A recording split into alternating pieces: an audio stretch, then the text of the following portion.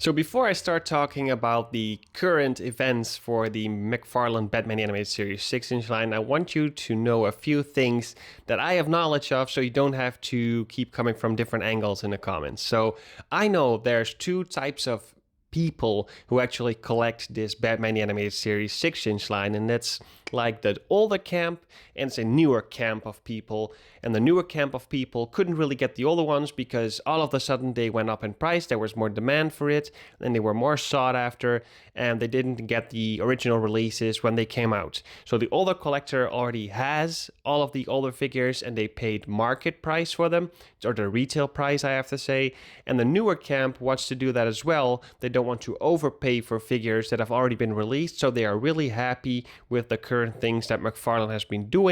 So there's something to be said for both camps. I do understand that it's really nice to be able to afford these figures for just a retail price, or maybe even get them on sale if they're a little bit overproduced or there's too much stock in a certain store. That's great, but we're going from the standpoint of me being in an older camp, and I do understand the new camp, but I want to address a few things that is really wrong with this collection, and it could be so much better. The quality of figures is lacking so much. There's residue left on the figures. It's really bad the way that they're doing cell shading, but that's been addressed many times. I won't fall too much over that because personally I don't really care. If it's really fixable and easy, then it's not too much of a problem. But me having to fix a diaper, is what they call it, on Bruce Wayne, just the crotch sticking out at the bottom of the jacket, looks like he's wearing a drop crotch pair of trousers below the jacket. And I know that the style is really oversized for that time, but it just doesn't fit right. And I can't understand that a lot of these things have not been addressed, or they simply don't care. And it's also this face that you see from the Hard Egg Batman. So when Hard Egg Batman is going to be re-releasing, I thought, okay, I'm going to sell my original one because it just gets a lot of money in the bank. And that's the way collecting works for me. I don't really care that it's an older release. Some other people might, I don't personally. So I figured if I can get $100 for my original Hard Egg Batman, then I'll sell him, I'll buy the new one, and I have 50 euros left over to get something new. And that's the way collecting works for me personally. So I did that, and now I got the re-release, and now I have to update some things on this Hard Egg figure because the original one was better. I don't have like priority for this, but when I buy a figure for this price, and that's currently like 35 euros each for these figures, and they're, well, not difficult to get, but there's very limited amounts of these lines actually in Europe. And we already have to pay like tariff prices because a lot of people are paying, I think, $30, but now all of it is marked up to $35, and we are already paying 35 euros every single time for these new Build-A-Figure waves. So we are already at the top price and even above that because it's getting really ridiculous with the pricing. So there are some quality issues, but it's not the end of the world. And for me as the Camp 1 or the older camp, wanting newer figures, the way that this is going is bad in my opinion. I understand that McFarlane is a business. They want to make money, and it's way cheaper to reuse older molds, give it a new paint, or update some things a little bit. And with update, I mean give it a new color. That's all that is. And the quality actually feels less than DC Direct. And I wasn't really fond of how DC Direct was doing it, so it's even worse than that. So I wouldn't recommend purchasing any of these figures above retail. None of them. And that's simply because they're okay figures at best, but it's really fun to collect. So obviously there's some nostalgia involved, but not a lot of these figures really are like quality, great figures. I would say some of the figures are really good. Let's say the Old Man Bruce Wayne, really accurate, clean sculpt, really good action figure. But then we see Terry next to him, which is just very odd, looks nothing like the cartoon. How do they mess this up so badly? And then we get to character selection in general. You get one new character for 4 old reissued or updated figures. And that's terrible.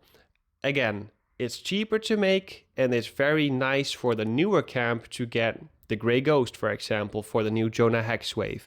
But who ordered Jonah Hex? if you would have asked on the Facebook page, there's a Batman Animated Series Facebook page, and I'm an admin on it, and you can just see that a lot of people are making lists of what they would want in the future of the Batman the Animated Series line. And they are like flustered about the fact that there's not been one Red Claw figure. Rupert Thorne, just those two could be replaced for Jonah Hex. I mean, they could replace Jonah Hex. Who puts Jonah Hex on their top 20 or top 30 list for Batman the Animated Series? And I know that DC Multiverse and McFarlane is all about odd and obscure characters, but they also do a little bit of the base characters. But why not continue with the base characters and get more obscure characters throughout? If you want to do more obscure characters, get us 5 new figures per wave. 1 Build-A-Figure, and then just 4 new characters for the Batman the Animated Series. And you can go as crazy as you want. I would probably buy them all. But the state of the figures right now is for me just recouping the money by getting the Build-A-Figure out and selling everything as clean as possible in package, so I can get most of my money back and get the Build-A-Figure as cheap as possible. And then there's the second problem. We have Batman the Animated Series and the new Batman Adventures. And we get for the Batman the Animated Series newer characters, so they're Build-A-Figures. So let's just say that's the standard. Okay, we're done complaining about it. We get a Build-A-Figure character which is new. All right, fine. That's the way it's gonna go. It's been like that for a few times, and they're definitely selling because there's a lot of demand for it. Okay, now they are re-releasing the new Batman Adventures figure. Where is the Build-A-Figure? If you can give us something new for Batman the Animated Series, why not give us something for the new Batman Adventures? It's such an odd choice to do business, make a choice, and then just for one line they do this, and for one line they do that. And I do understand that there's a difference between DC Multiverse and the DC Direct McFarlane 6-inch line, and I am separating that. But if you talk about Batman animated figures in the 6-inch scale, there's Batman the Animated Series and the new Batman Adventures. They all scale together. So why not do the same thing for both with a new Build-A-Figure character per wave? I haven't bought any single figure of the re-releases of the new Batman Adventures due to this fact. Why? If you could have made so much money of all of these things and just do the same thing. If you don't care as much, just buy or get 1 new figure and then re-release 4 older ones. It's so inconsistent, and that's the part of the problem of all of these things coming together. Quality, very inconsistent. Repaints, very inconsistent. Some are really good. For example, the newer Bane is a little bit shiny, but if you put a matte finish on it, I actually think the colors are better than the original. Character selection, Bruce Wayne is really good. Everyone was going crazy for it. But now we're getting Jonah Hex instead of something like Rupert Thorne or Red Claw. And a little problem of this entire thing is this community, I do have to say, some of it is really toxic. And for a lot of people in the newer camp calling out older collectors for supposedly scalping these figures. But what they don't seem to understand is that the older camp could probably purchase all of these figures, like the entire collection, every single piece of the collection in box for below 1,000.